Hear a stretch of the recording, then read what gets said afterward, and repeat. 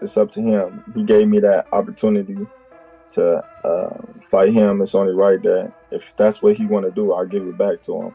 Outside of him, I was looking. Well, the latest is, we signed and contracted to do a rematch, and that's what it is right now. Do you know when it's going to be, when we can hear? I don't got no date right now, but I know that's the next fight that... The highly anticipated rematch between Terence Crawford and Errol Spence Jr. has been in the works for over a year, following their unforgettable showdown in 2023. Anything yet, and like I said before, it's in the contract, so it's not if I'm open to it or not. It's what's in the contract, and Errol gave me an opportunity and a shot at becoming the first male boxer, undisputed, in any division in the 4-belt era, and I honor that. And if he was to come to me or activate his... In that fight, Crawford dismantled Spence, stopping him in the 9th round to claim the title of undisputed welterweight champion. Gonna knock my first, because I don't want to personally. We talking about what we want to see. I don't want to see it because I know what it's gonna look like. The same as it looked last time. No, you don't. Yes, I do. Errol Spence wasn't the same. What was wrong with him? He looked slow. He looked he looked sluggish. Why? I can't tell you. I wasn't in camp. At the division, he dominated for his entire career. All of a sudden, when it came time for this fight, he looked different. Why? I wasn't in camp with him. I can't tell you. I don't know if his body finally broke down for being at 140. What I want to see. I want to see Bud be great, but what better buffer to see if Bud's ready at 68 than the EJ rematch of 54 and 60? And how exciting would it be to watch Errol Spence in his... He walks at 190. I'm 185 pounds right now. I'm 5'11". To think of me cutting and... The world of boxing hasn't stopped buzzing since, but now, as we approach 2025, there's a new wrinkle in the story. Errol gave him the opportunity when he didn't have to. He sacrificed some things. So, in my opinion, you gotta just do what you gotta do. I think that 54 is 7 pounds north, and it does make a difference. Errol Spence is an incredible fighter, and Crawford is too. If that's what Errol wants to do, to fight the rematch. I just wanted to prove to the world that I was better than what they say I was, because given the fact that how great I looked against each opponent, they say, oh, well, he wasn't nothing, or he was this, he was that, because how talented I am. Right. So they didn't want to give me no credit because I passed all my tests with flying. Crawford is moving up in weight, and the rematch could happen at 154 pounds. You're a people's champ. Yes. I have nothing but respect for you. The question I have is, Errol alluded to wanting the rematch clause, but he asked, would you do it at 154? Is that your call, or is that the promoter's call, and would you even think about moving up to 154 to fight him? Okay, so first of all, I need you to say I'm a loser. Let's go! I'll never say that. Crawford's decision to bulk up for a potential showdown with Canelo Alvarez has set the stage for an entirely different kind of fight. Terence Crawford, we'll start here, reportedly offers Spence the rematch at 147 and not 154. This has got people up in arms because you have the Spence contingent who says, you know what, our guy Spence made concessions to get this fight done. He gave up a lot of money on his side to have this fight at 147. If you look at the contract, this is a sport of contracts. Chris, you know this. After years of dominating at 147 pounds, Crawford is now preparing for life in the junior middleweight division.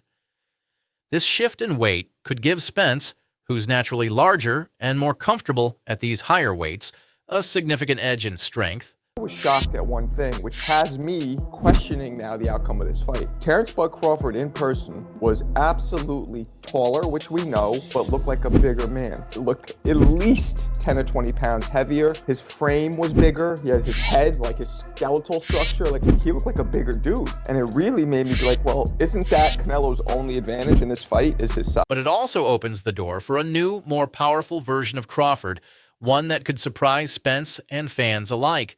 My accomplishment just to boost him up. I'm like, dude, you're not gonna do that because I can retire right now and be in the Hall of Fame. He couldn't. Everything that I've accomplished, he's still trying to accomplish. I don't want to sound like I'm hating on him. I honestly don't know if he make it to the Hall of Fame with the accolades that he did. The first fight between the two was a display of Crawford's versatility, with Spence unable to answer Crawford's mix of speed, precision, and boxing IQ. Many believe Spence wasn't at his best, citing lingering injuries and his struggles with past car accidents. Right now, man, you know, it's like a feeling that's kind of hard to explain, you know, being back over on the U.S. soil and then coming in to some good wins. When I was over there, got some good wins before I left to go over there. I got the best win, in probably in history. So I'm going to feel good, man. So the rematch is going to happen. Mark my words. But Spence himself is determined to change the outcome this time. He's claimed he'll return stronger and more prepared, working tirelessly to fix the issues that cost him in their first meeting. He exercised his immediate rematch clause? I don't know if it's going to be at 54 or 47, but I'm sure he's probably going to push the weight up. But there's not going to be no change in the decision. The performance still is going to be the same. For Crawford, the rematch isn't about proving himself again. He's already cemented his place as one of the greatest fighters of his generation.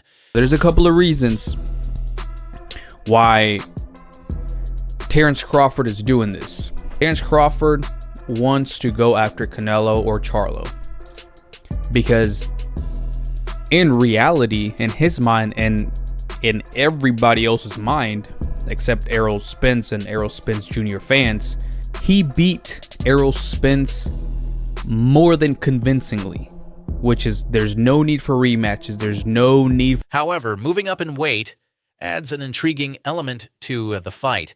Can he adjust his style and maintain the fluidity and speed that made him a nightmare for Spence at 147?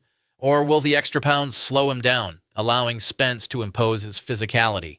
So, along my career, I've been criticized and people have taken credit away from me just to try to diminish my accomplishments, just off of pure hate. So, what would they be able to say with me going up 2 weight classes? If Canelo become undisputed again and I beat Canelo, what could they say? They'll say something, but they're gonna find something. Both fighters are motivated, but for Crawford, the rematch represents something more. He's no longer driven by titles or proving himself against critics. His eyes are set on the bigger picture, namely a showdown with Canelo Alvarez at 168 pounds.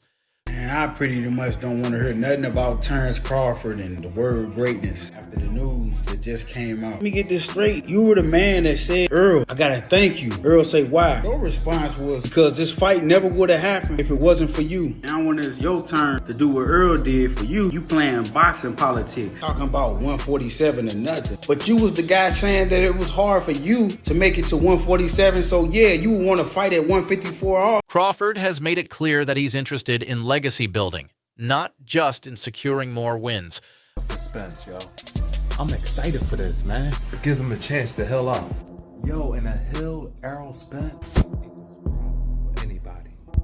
Canelo Alvarez thinks you're not a 54 pounder. In other words, you say, nah, he's too small. That's his take. There's a reason why Israel was so respectful in the fight. Anytime I let my hands go, he either grab me or move. For the bigger guy, you should have been walking me down. You should have been bullying me. Canelo can say what he say. He just doesn't feel like you're a 54 pounder. A win over Canelo could elevate him to legendary status, something the 154-pound division simply can't offer. Sessions. To get this fight done, he gave up a lot of money on his side to have this fight at 147. If you look at the contract, this is a sport of contracts. Chris, you know this. You have signed contracts. You have tried to get out of contracts. The winner gets to dictate the weight. The loser got to put the rematch clause or put the rematch. I feel as if, he would go back to the drawing board. He would come back stronger. He'll come back more hungrier. And he'll try to fix the things that, he needed to fix to make the fight look different in the second time than in the first time. I do believe that, but that's the only thing that I can actually say. But for now, it's all about Spence. The rematch is on the horizon, and despite the shifting weight dynamics, one thing remains clear. This will be a fight for the ages, with both men hungry for redemption, legacy, and, of course, victory. There's no Triple G on Bud's resume. There's no Trout on Bud's resume. There's no Daniel Jacobs on Bud's resume. Canelo is the one that's fought the elite level opposition. It's Canelo that fought Laura. There is no Laura on Bud's resume. There is no Laura on Bud's resume. Bud has never faced a multiple division champ. Bud has never faced a multiple division champ. Yeah, but Bud is an elite boxer. So you're an elite boxer, but you haven't fought elite boxers. This could be more than just a rematch. It could be the fight that defines two careers.